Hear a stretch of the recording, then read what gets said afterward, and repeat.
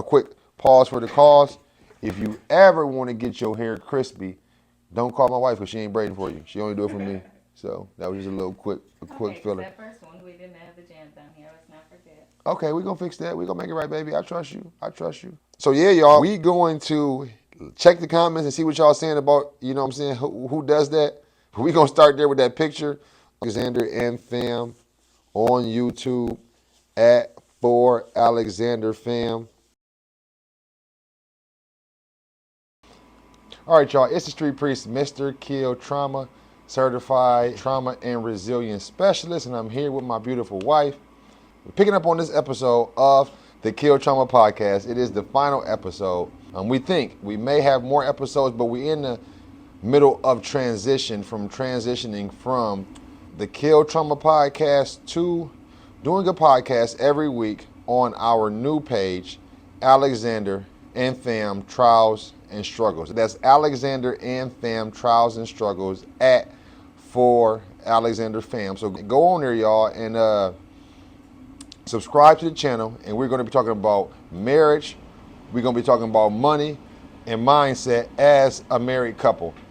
And right now, I was in the middle of a question, and the question that I had from my wife was, why do she lead her husband in the wrong direction of not getting a job and not making money? What makes you believe in my dreams so much that you've been following me through hell, literally, and high water? I was telling somebody the other day, you know, they be like trying to keep my head above water. I'm trying to keep my nose above water because my mouth is already under. So what is it, babe, about you? You obviously are beautiful. You sexy. Y'all see that rump on the back? That's not fake. That is not a BBL. That is the real thing. With all you got going for yourself, what makes you follow your husband, believe your husband, submit to your husband, and your husband is not where he wants to be? And you can go from the context of, it's not like your husband is not doing anything. It's not like your husband hasn't created 10 books since we've been together. It's not like your husband is not making videos and doing stuff and, you know, creating clothing line and creating curriculums and doing all this great stuff that I'm attempting to do. But what makes you stay? Because most women would have been gone a long time ago. What is it, babe, about you? I think it's just, I believe in the vision. I believe in Speak up, what too. Huh? Gotta speak up a little bit too. Start again. Speak up. I thought the mic was right here. It is. Right, so they can hear me. Maybe. I don't know. Go ahead. I believe in the vision. I believe in everything that you're working towards. So it's bigger than that. It's bigger than the material things. I can see where we're headed. So it just, I don't know. Tell me what you see. What you see where we headed? What do you mean? Where we headed? What you see that we headed? You said you see that we headed somewhere. Where do you see that we going? Not backwards. Not backwards. Okay. So I'm saying anything at this point is forward. I mean, look where we started, and look everything that we've been through already. Like the shelter, the living in people's basements. Like we have a house, like you said, 6 bedrooms. 4 bathrooms. 4 bathrooms. Like, But we broke. Right. 6 bedrooms, Right. 4 bathrooms. So is we capped? I'm saying that there's a difference between being broke and being in a shelter and having a 6-bedroom, 4-bathroom house and being broke. Right. So you can't see the fruits of the labor. Right. Okay. So I feel that. So let's talk about that. Let's start there. Where did we meet? When did we meet and where did we meet? How did this whole thing happen? How did this Alexander struggle start? How did this Alexander and Fam, these trials and these struggles, where did it begin for you? Where did we meet? Where did we meet, or where did we meet the trials and struggles? We can start either one. Where did we meet? Was I the trial and the struggle? Facts. Okay. For sure. I'm the trial and struggles. For sure. You were straight before you met me. I was better than straight. No trials, no struggles. Not at all. Nothing was wrong. Not at all. You was single? I had 2 jobs. You was single? I was in college. You was single? You ain't had no man? You wasn't doing all that good? I had my own apartment. Okay, come on. I was doing good. Good. Good. Great. So good like great. And then I took you down. Absolutely. Okay, explain that part. When you came up to me selling CDs. I was Mixtapes. selling mixtapes. So explain that Floppy story. disks. Explain the floppy disks I was selling. Explain the floppy disk I was selling. Tell them about that, baby. um, we were at the breakfast table, and I was with one of my And friends. what's the breakfast table for those who don't know? A breakfast table is something that happens in Cereal City, Battle Creek, Michigan, once a year, and there's tables lined up downtown, and um, cereal, Pop Yep. Tarts, fruit, bananas, Okay. whatever, and everybody just goes to it. It's just like a yearly thing that, Annual thing that's yeah, called the world's longest breakfast table for yeah. those who don't know. So we at the breakfast table, and I come up to you selling floppy disks. So this was 1982. I'm just scanning the scanning the crowd, just looking around, and I see somebody But just you are an almost get outgoing tall. person. But I am not. you are an extrovert, so that should have been nothing for me to come up to you. Yes, Excuse you. me. Yes, you. I'm sorry. Miss I am far from being an Miss extrovert. Miss Photogenic. Go ahead. I am far from being Okay, an okay, go extrovert. ahead. Tell us about it. So we're standing there, not you, me and my friend. We're standing there, and I just do a pan over. I'm just looking around the crowd, and then I see somebody make eye contact with me. Like this. So your head was like over everybody Like else. this. Right. And I just see like a straight stare. So immediately I turn away, and I'm like, oh my gosh, here we go. And I see something in your hand, which Here we made it go. worse. So You I'm didn't like, think it was my phone here number? we go. You didn't think my phone number was It's in gonna your be hand? a mixtape. It's gonna be Okay. it's gonna be something. Here we freaking go. Okay. So you come up, and what'd you say? I said, hey, you a hard woman to You said, you know how hard you are to you track know how down? hard you are to track down. So what that mean? What you trying to say? I was stalking you or something? Absolutely. I was stalking you. Absolutely. How was I stalking you and you was You living in went a to different multiple city? different people. Yeah. That ain't stalking. And I was living in a different city. That's research so and you in a development. different city, going to multiple different people that you know that know me, trying to get to me. That's stalking. Research and development, babe. Okay. Researching and developing how our life is gonna be together. I Okay. wasn't planning this trial or the struggle, but that's where we are right now. That wasn't a part of my Okay. plan. Okay. But you being a beautiful woman, you can get any man. You don't want any man, but you can get any man, and you may not have to struggle the way you struggle. I mean, I heard before that it was an NFL player trying to get with you before. That's what I heard. Probably was Cap, but Are you kidding me? it probably was Cap. But I remember it was an NFL player. They said when the Lions was sorry when they wasn't winning, they tried to holler at you and you turned it down. So, what is it about me, and that would allow you to go through these struggles? And y'all, this is gonna get good. Like, it's going to get extremely deep on some of the stuff we've been through, even when it comes to our separation. So we're not going to talk about that today, but we will get into that and have some real heart to heart, because we really have to work on our relationship and be transparent to have conversations like this and make light of how rough we're struggling, like to the point where we making this video right now and our phones are not even on. Like, we ain't paid our phone bill. Like, a blessing came through for us so that we can do it. But I'm kind of, not tripping on the fact that I can't do it, because they say if your phone ain't ringing when you down, then don't answer the phone when you up. So that's a part of my philosophy. But back to what I was saying with you, how you chasing down all these dudes, you trying to find a man, I find you, I swoop you off your feet, take you to paradise. What dudes was I chasing down? All the ones you didn't get, that you was just single waiting for me. Go ahead. Tell them about it.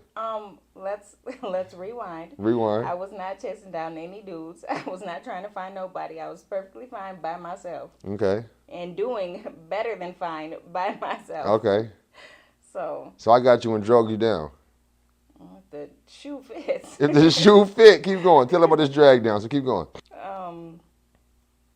That was 2012 when we met. June 8th or 9th? I think 8th. Yeah. Okay, keep going. You threw me off. Oh, I said, you was chasing all these dudes down, and you couldn't get one to wife you. And then I came along, and sold you a floppy. Wanted to sell you a floppy disk, It was actually not a mixtape I was trying to sell or a floppy disk. What was it? Um, it was a card, I think, for your book. Yeah, I was promoting my first book, Yeah. which y'all can go get that. That is Follow the Exit Sign, Volume 1. That was the first book I wrote.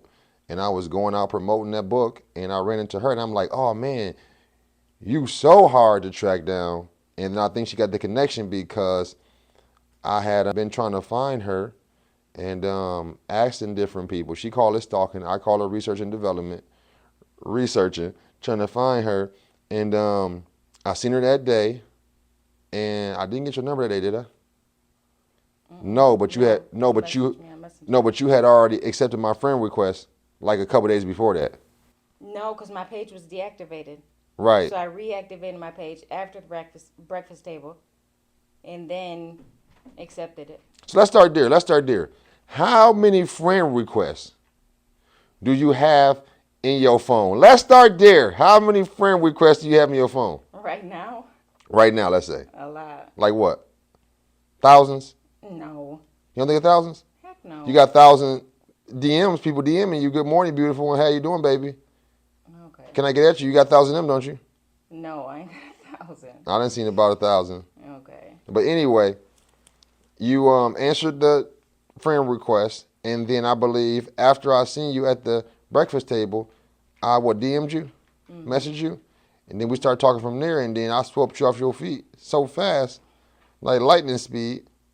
So the following Friday, we went out to lunch for a date, and then that was a Friday. The following Sunday, you got me. You knew what you was doing. You think you was plotting. You finally cuffed me when you went with me on Father's Day. That was in June of 2012 to my father's gravesite, and we talked about marriage. Our whole conversation there was about marriage, and if who died first, what you be able to do, and if you could get married again. You didn't give me no criteria. You just told me I'm yours for life. But I said if I die before you 79, which means I'll be what? I'll be 85. If I make it to 85, you cooked. But if y'all trying to get my woman, if I'm ain't 85, and if I'm ain't 85, and she ain't 79, 60, 69, so 69, so 75. 75. They think like, dang, he 15 years older. if I ain't 75 and she ain't 69, then you might have a shot. But yeah, that's how we met. And then you say that I brought the struggle on you. I just took you through the struggle. The time I say I was broke, my truck was going down. See, so y'all, prior to this, I was a landlord. I owned properties. That was prior to the recession of 2008. I was what at the time? Maybe 22, 20, 22. Had a duplex, a raggedy bando. I had a duplex that was rented out. I totally went through and redone that, learned about buying properties. Then I had a bando that was raggedy. And then I had a house I was buying on land contract that I had a tenant in that property. Now I lost all those properties prior to. I got in the streets, was hustling. And then at this point, I decided that, I wasn't going. I actually called a major case, almost a Fed case in 2010. By the grace of God, I was able to get a good lawyer and get out of that, caught on the highway, and was able to get out of that with, shout out to Don Sopanos. I was the first one, y'all. If y'all in Battle Creek, I was the first one to bring down to Battle Creek, but that's neither here nor there. Spent some bread, and 2012, I'm tired of just messing with different women. I'm kind of ramming it. I'm kind of. You ramming what? I wasn't ramming nothing. I was randoming it. I was randoming it down to one woman. So I was no longer with multiple women. That's what I'm saying. You listening? Leading up to meeting you. This is pre-you. Mm-hmm. This is before. Let me preface this, y'all. You was ramming this women. is before you. I was not ramming women. Continue. Before you, I was randoming it down. Randoming it down to one woman. I just didn't know who the right one was. Hadn't found the right one. I hadn't found my one yet. I was in search of my one. So at the time, I knew that she was the one. And I think when you seen me, you knew I was the one. I was your husband. Did you know that when you seen me? I don't know about that. Huh? I don't know about that. You don't think that when you seen me, you was like, this is Not the when I one? seen you, no. Okay.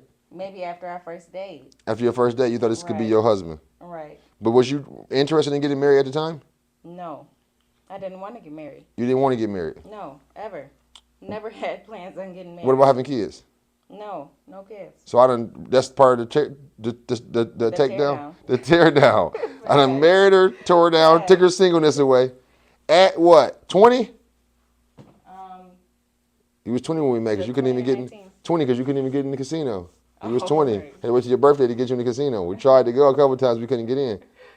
Yeah. So I got you young and tender at the age of 20, before you could drink, before they got you out here on this Don Julio and this Patron.